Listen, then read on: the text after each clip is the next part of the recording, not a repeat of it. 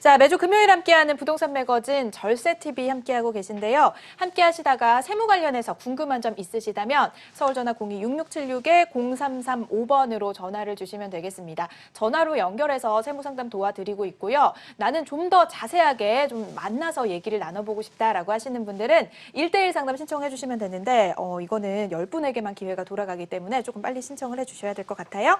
자, 다음 전화 이어서 한번 받아보도록 하겠습니다. 여보세요? 네, 여보세요. 네, 시청자님 안녕하세요. 안녕하세요. 네, 어떤 고민으로 전화 주셨을까요? 네. 제가 분당에 집이 한 채 있고 네. 시골에도 집이 한 채가 있어요. 네. 네, 시골에 있는 집은 좀 작아서 네. 이제 공시 가격이 이제 1억 원도 안 되는데 네. 이번에 분당 집을 처분하고 다른 집을 살려고 하고 있거든요. 네, 네.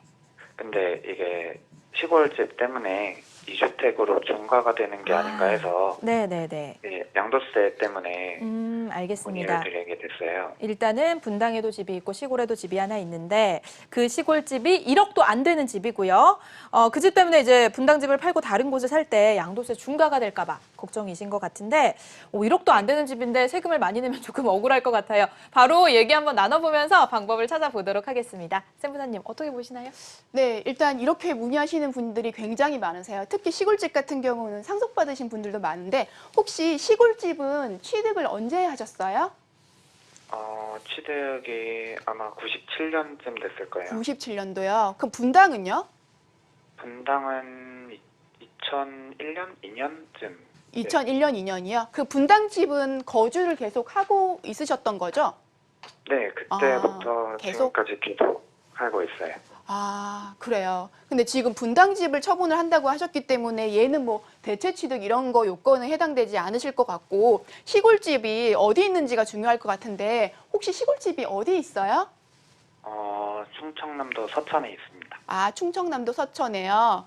자, 네네. 그럼 여기 같은 경우는 이 1억 원에 해당하는 집을 볼 때 분당집을 분당집을 처분을 할 때 보면 시골집까지 해서 이제 2주택이 되시잖아요. 네. 그 2주택을 해당을 할 때 공시지가가 1억 원이면은 넣어야 될지 말아야 될지 되게 고민이신데 법상 보면 다주택자를 계산을 할 때 중과하는 요건에 주택에 포함되지 않는 경우가 하나씩 있어요. 그게 이제 이런 시골집인데 시골집이 또 뭐 경기도나 뭐 인천이나 수도권이나 이런 데는 안 되고요. 또 광역시, 특별자치시 이런 데도 안 되고 우리가 흔히 알고 있는 면, 군 이런 데 있잖아요.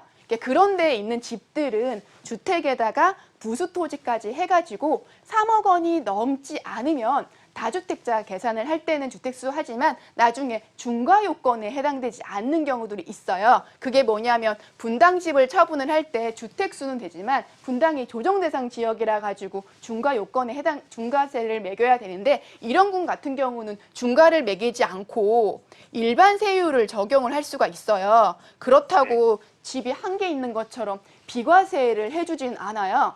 근데 지금 제가 가만히 보니까 2001년도부터 취득해서 갖고 계셨고 거주까지 하고 계셨으면 시골집이 없으면 1세대 1주택에 해당을 한다면은 비과세 혜택까지 받고 장특공제 80%까지 받으면은 세금을 되게 많이 줄일 수 있을 것 같은데 얘 때문에 지금 그거 혜택을 못 받으실 것 같아요. 그럴 경우에는 얘를 먼저 한번 정리를 하시게 되면은 아무래도 분당집 처분할 때 세금에 대한 부담을 좀 더 많이 줄이실 수 있으실 것 같아요. 네, 시청자님. 네. 일단은 이렇게 정리를 해보도록 하겠습니다. 시골집 같은 경우에는 주택수에서 좀 제외를 할 수 있는 것 같긴 한데 그렇다고 이제 비과세가 되는 거는 아니기 때문에 좀 시골집을 어떻게 좀 처분을 하시는 게 좋을 것 같다라는 이야기일 것 같은데 그렇다면 비과세를 받을 수 있게 된다고 하는데 그렇다면은 이거를 좀 매도하기가 아깝다라고 생각을 하시는 것 같아요. 뭔가 목소리가 좀 작아지시는 게 네네. 그럴 때는 뭐 증여를 한다거나 아니면 결혼하셨다면 부부 공동 명의로 돌린다거나 이렇게 하는 것도 비과세를 받을 수 있는 방법이 될까요? 그렇죠. 여기 있는 경우는 이제 양도할 때가 문제가 문제가 되는 거기 때문에 사실 증여를 하게 되면 좋은데 부부끼리 증여를 하는 경우는 사실 조금 말리고 싶은 게 어차피 1세대 1주택을 할 때는 같은 집에 그러니까 부부 공동이 몇 개를 갖고 있느냐 그게 중요하기 때문에 배우자한테 뭐 증여를 한다거나 해도 어차피 내 집이기 때문에 혜택이 안 되고 네. 대신에 이제 세대가 분리되어 있는 자녀분들 그런 분들한테 이 집을 증여를 하시게 되면은 이 분당집 처분할 때 1세대 1주택으로 비과세 9억까지는 혜택 받고 장특공제도 이제 80%까지 받으실 수 있으실 것 같은데